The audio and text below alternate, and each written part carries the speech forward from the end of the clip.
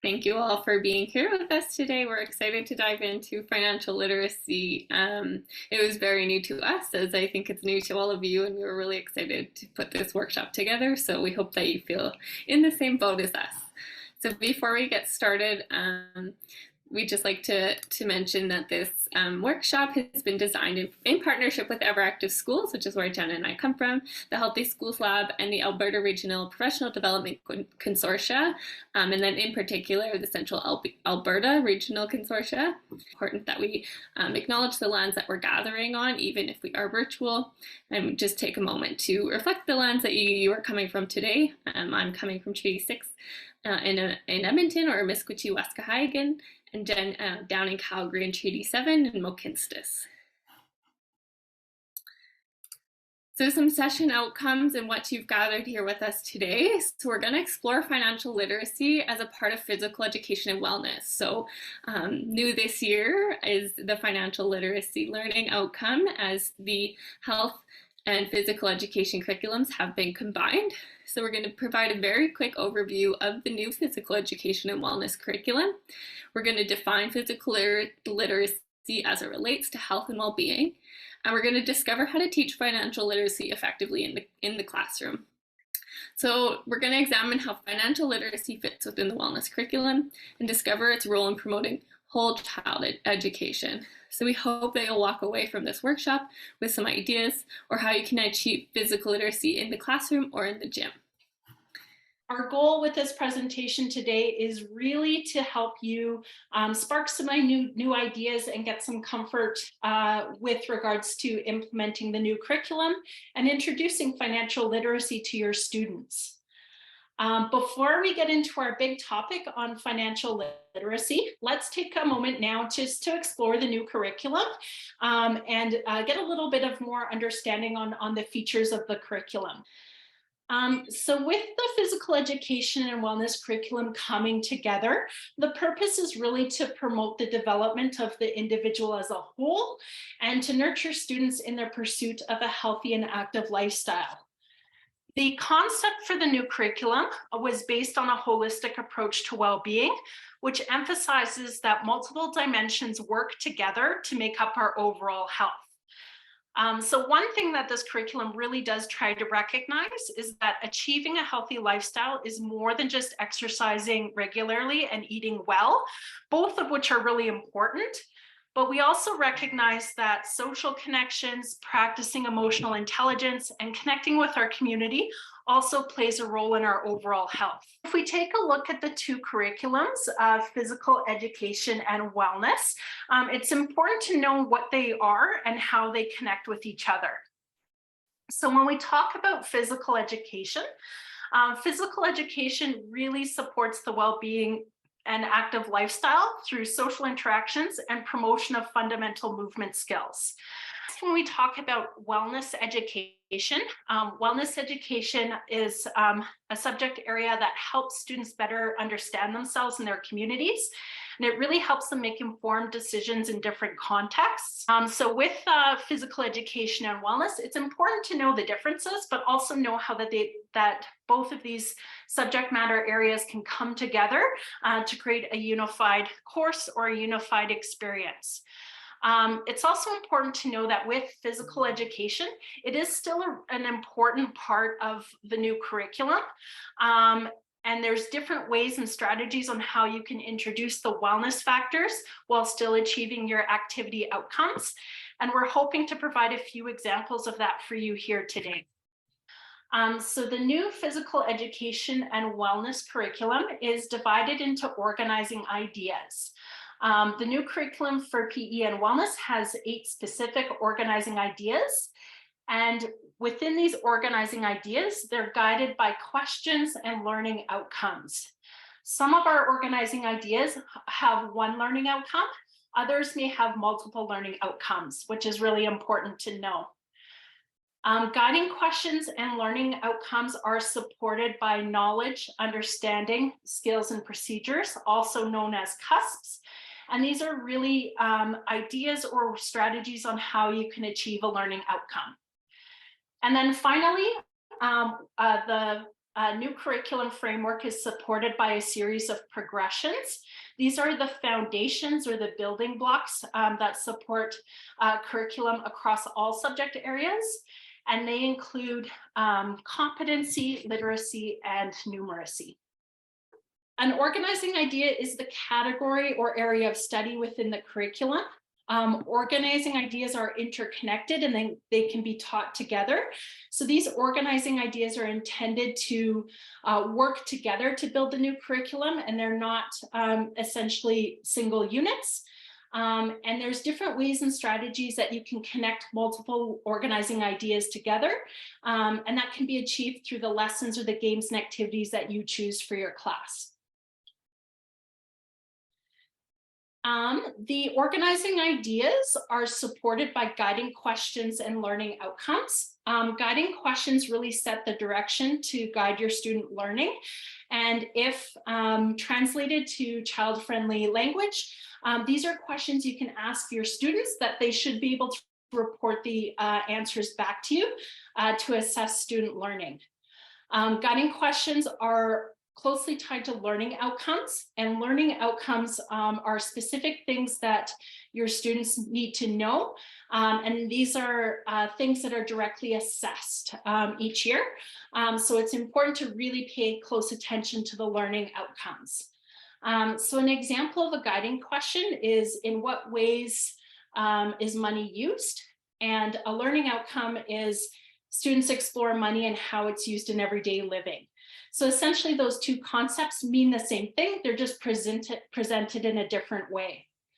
Another thing to know about learning outcomes is through the PE and wellness curriculum, from K to grade 4, there's 10 learning outcomes that a teacher is responsible.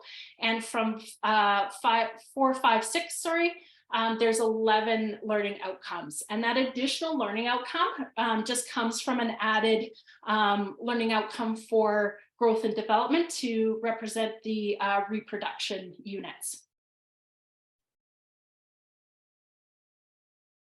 Excellent. So with each learning outcome and guiding question, they're supported by knowledge, understanding, skills, and procedures. So these are also known as our cusps.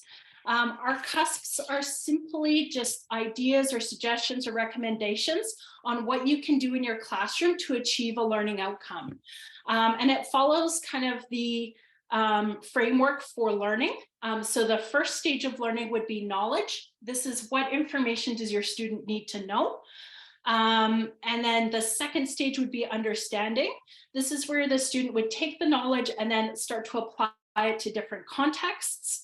And then finally, at the latter stage of learning, the student has the ability to demonstrate or provide action on the skills and procedures.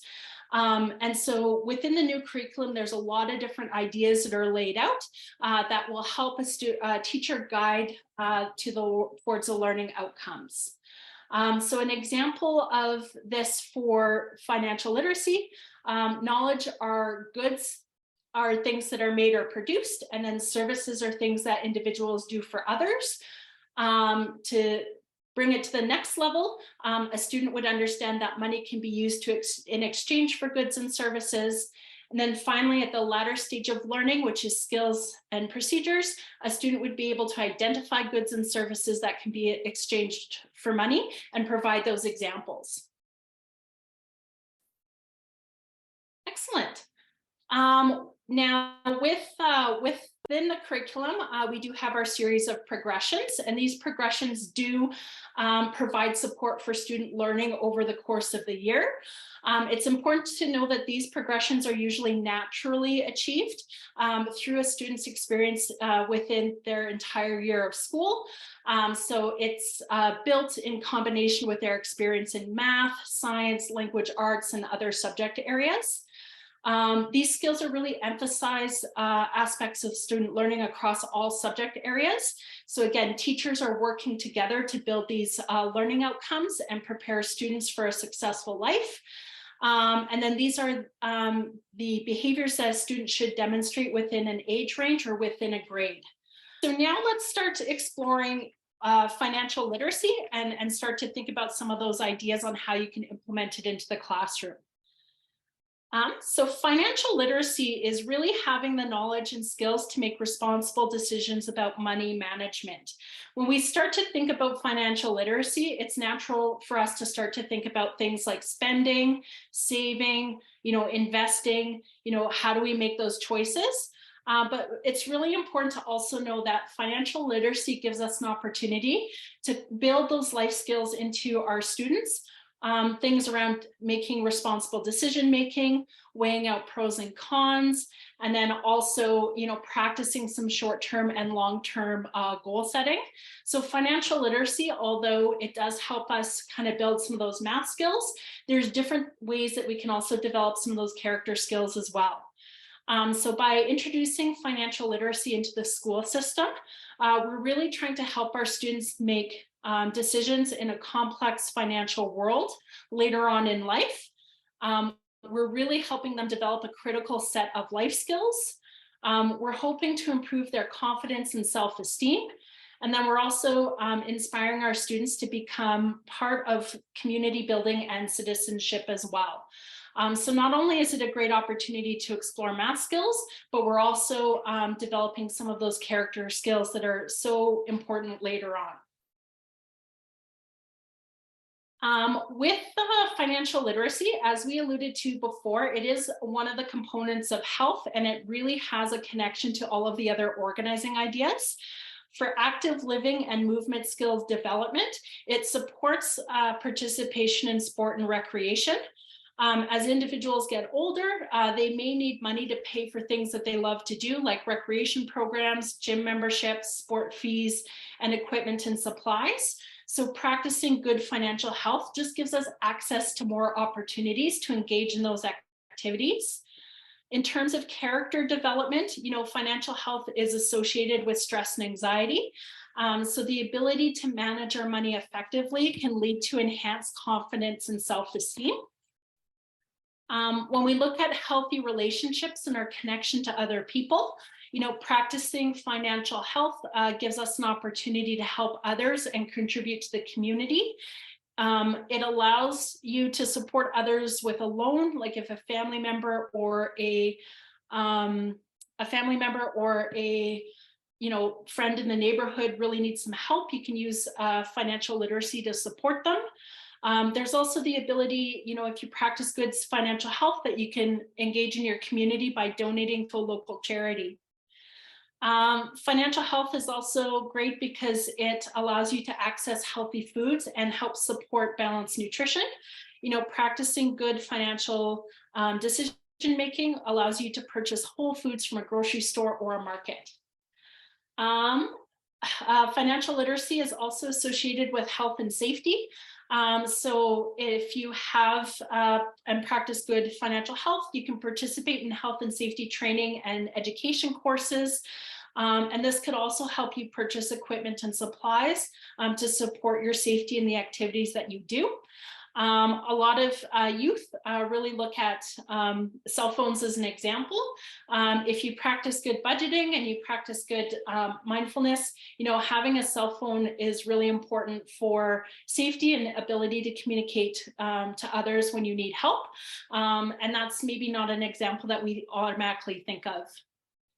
And then finally, financial literacy later in life can also help us get access to benefits to support our growth and development and healthy aging.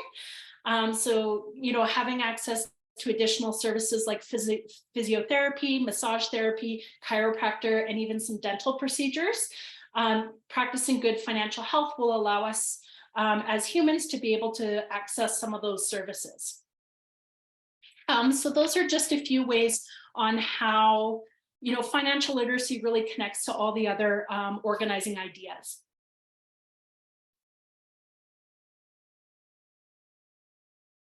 Excellent. When we talk about financial literacy, it is also really important to be aware of some sensitivities and biases that could be present in our classes.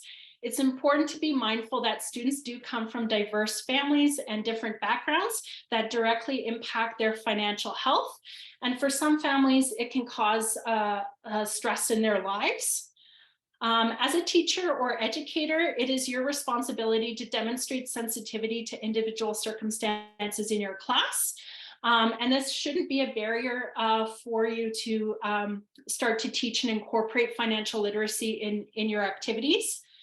Our partners at Ontario Physical Health and Education Association, or APHEA, have done a lot of work in this area, and they have a really good resource on their website under health and wellness that goes through a lot of information about things to consider with sensitivity and biases. When addressing topics that are challenging, such as financial literacy, it's important to ensure that your students feel supported in a stable, non-judgmental learning environment. And some tools in your toolbox that can help you with this could include using broad examples that allow students to draw from their own experiences. So as you start to build your lesson plans, instead of using examples like an Xbox, a bike, or rollerblades, you can simply ask, what are some of the recreational activities that you like to do, and some of the equipment that you might have, just so that students draw from their own experiences and their own examples. The other thing to be aware of is just to make sure that, financial literacy can be different for each student and each family. So as you engage your student in this learning and these conversations, just make sure that you're aware and plan on how to manage some of those conflicting opinions in your class, and reminding students that their role is to be part of an inclusive environment that respects the thoughts and values from others. OFIA has also laid out some really good guiding questions. So as you prepare your lessons, these can help spark some ideas on how you might deliver the content. So some simple questions to think about, like, how can I ensure that my lesson is sensitive to students from different social economic backgrounds? How can I respect the decisions made by families while helping students make reasonable choices? And then a third question that's super helpful as well is, what are financial related experiences of my students, and how can I help them learn? So with these in mind, it's really important just to be aware of the sensitivities and how you may prepare your lessons exploring this topic. And this is also a great way just to prepare in advance to make sure that you're promoting that inclusive environment with your students. And if you have more questions surrounding this area, I would highly recommend that you do go onto the OFIA website and look at the content that's there, because it's beautifully presented on their website.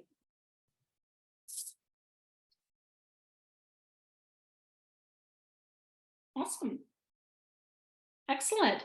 So let's dive into our curriculum and start looking at some of the opportunities that are there.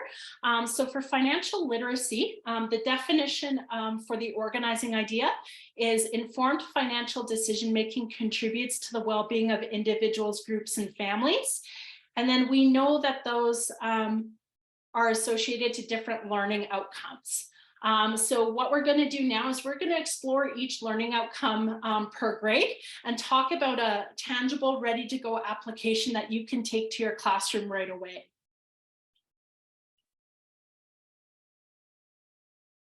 Awesome. So we're going to start our journey in kindergarten. So in kindergarten, the learning outcome for children is to really explore money. Many of the students of this age group may not be familiar with money. So at this age, they're really discovering what money is and what forms it comes in, typically in coins or bills. They're also starting to learn that money has different characteristics. So they're starting to see different colors, different images, and learn that money has different value. And with this age group, working with younger children, simulating different games and activities in the class is really important. So find creative ways on how you can incorporate financial literacy and money into some of the tangible games that they play. So having a cash register as a toy in your classroom for some of those play centers is really important. Encouraging your students to simulate a store relationship. So whether they're purchasing different objects or maybe have a grocery store set up, those are really great ways to get them to use some imaginative play and a little bit more unstructured play. Another activity that you can consider is maybe looking at some of your table activities and incorporating financial literacy in those games. The example on the right is, having a game of memory where students are looking to match different coins or different bills. And so starting to understand kind of what money is and what it looks like. Excellent. We move on to grade 1. In grade 1, this is where students are starting to explore money and how it's used in everyday living. So now that they have an understanding of what money looks like, they're now starting to associate money with a different value. Students have the ability to sort and identify different types of money, and they're starting to understand that money can be exchanged for either goods, which are tangible things that we can hold, or services, which are things that we do for each other. This is a great example that came from Money Mentors. They have ready to go printable bingo cards on their website for this game. Of course, the money is associated with a value. So the bingo card here is associated with the different coins. And then when you draw your bingo chip or your bingo card, it would say, under the N, $2, under the E, $1. And then students would be encouraged to associate that value with the pictures that are on their card.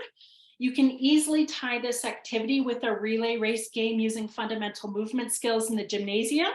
And then you're linking not only financial literacy, but you're connecting it to movement skill development, as well as character building if they're working together as a team.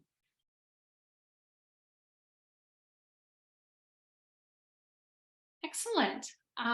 Looking at the learning outcome for grade 2, this is where students really start to relate money and making decisions. So they're learning that managing money involves making choices, and decisions are related to needs and wants. And here they're also starting to further explore that money can be exchanged for goods. Again, those are those tangible things, and then services. And those are the things that we do for each other. For this suggested activity for this age group, you could really initiate a project to teach students about acts of service. So looking at kindness as a way to show service to others. As a teacher, you can create a list of different acts of kindness within your class. And as a group, you can associate these acts of kindness by assigning a point system or value. The students can work together to demonstrate these acts of kindness and earn points. And you can keep track of these points on a tally. Once a group of students or individuals reach their goal, then they can reach a reward once their goal is met. And this could be easily like a classroom celebration of some sort, or an activity that they like to do. And by including this type of project, not only are you encouraging kindness and teaching students how they can be positive contributors to their community, but you're also tying it to the foundations of acts of service and relate to earning money, which can be then exchanged for something that you want or that you need. So it's a really great demonstration on how you can, again, connect those organizing ideas together in a fun activity that you can do in your classroom.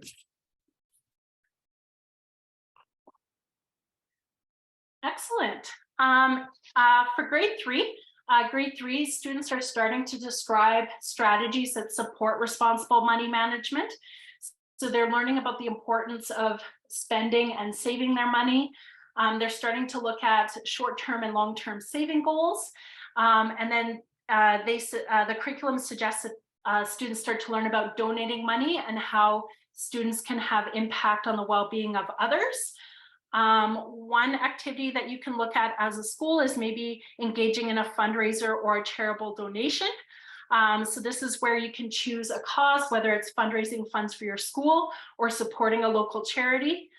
Students can generate ideas on how they can raise money to help the cause. If you are looking at working with a charity or a fundraiser, try to avoid initiatives that involve students canvassing or collecting pledges from family members, just because, again, of those financial sensitivities. You want to try to choose activities where every student can involve, no matter what their financial circumstances. So maybe looking at doing things like talent shows, food drives, maybe the students in the class create gratitude cards or thank you cards, and they can sell them to community members, engaging in a bake sale or maybe a community picnic, or perhaps doing a simple bottle drive. Again, try and find activities where all students can participate and then that they feel good about participating. Once students have an idea and there's a plan in place, supporting students in the project to raise money, and then ensuring that there's an opportunity to reflect on the impact of their efforts and really make the connection between finances and supporting community. And again, this is a great way that you can tie financial wellness to serving the community and building healthy relationships. Excellent. In grade 4, students examine factors that influence spending. So this is where they find that goods and services can be purchased in different ways. They may start to explore different forms of money like credit cards and debit cards. They consider a variety of factors when making decisions about spending. And they are also introduced to banking practices that play a significant role in managing personal finances. So again, students are learning about spending, they're learning about saving, and then they're also learning about earning. One activity that you can do in your phys ed class is a game called Money in the Bank. To play this game, you would divide the students into 2 teams. Within a team, students would be assigned roles. So some of the students would be earners and the other half would be spenders. The earners would challenge other earners to a game of rock, paper, scissors. If they win, they earn a coin or a token for their team. Once they earn their token or team, they put it in a bucket, which indicates a bank. Once there's coins in the bucket, the spenders on the other side will take turns participating in a relay. They would collect the coin from the bucket and exchange it for a puzzle piece. And the team that assembles their puzzle piece together first would win the game. So essentially, you're simulating the role of a bank by having some of the students as earners where they're making money and putting their money in the bank. Their other teammates would be taking money out of the bank and spending. So really highlighting what that role of the bank is would be important in a post discussion. And then you can also give students an opportunity to play multiple roles to understand those different functions as well. Excellent. In grade 5, the students are demonstrating how planning can support financial goals. So they're starting to explore components of a simple budget for an activity or an event, and they're creating a saving plans for short-term and long-term goals. One game or activity that you can play and introduce into your classroom is the idea of building a healthy snack or a healthy recipe. So teachers can provide their student with a budget or a set amount of money to spend on a healthy snack. Teachers can then take their students on a community walk to the local grocery store. If this is an activity that you might not have access to a grocery store close to your school, you can also use different flyers or maybe the internet to find information. Students would tour the grocery store or do research to determine what ingredients they need to create their snack. And they're also working to stay within their budget. They practice decision-making skills and prioritization to make sure that they're not overspending. And that at the end of the project, students will share their healthy snacks with the class and provide a summary of their spending. If students don't have the ability to purchase snacks from the grocery store or make the snacks for the class, they can easily do a poster activity where they highlight their recipes and talk about their budget as well. And then they can also present their snack to the class through class presentations too. So that's a great way to tie in budgeting with financial literacy. If you do go for a walk, that ties in active living learning outcomes.